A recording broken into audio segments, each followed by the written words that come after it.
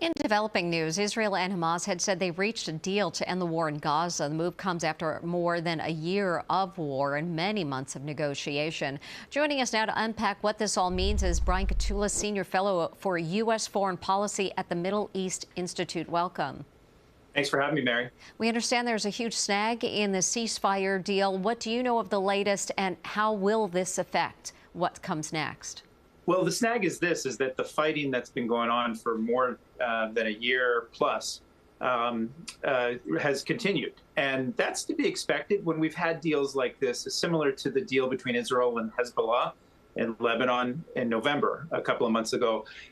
Before the deal is actually realized, and this deal starts on Sunday, the forces on both sides continue to fight. So that's one of the snags, but it's almost a natural consequence of essentially a cessation of hostilities that's on the horizon, is that quite often both sides try to actually get some hits in on the other side. So I don't consider it something that would scuttle it, but this is a very rocky road ahead to implement the full deal. We do need the Israeli cabinet to approve this, and Israeli Prime Minister Benjamin Netanyahu saying that he is not ready to go forward with that.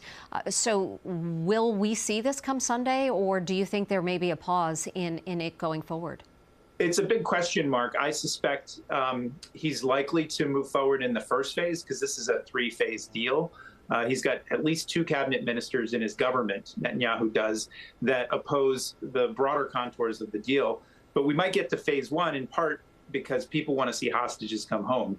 And Netanyahu himself has been feeling pressure and heat on two fronts. One, he's the guy responsible for the actual first attack and not defending his nation back on October 7th. And then second, families want their members to come home who are held hostage. So I think that first phase is likely to be implemented on come Sunday.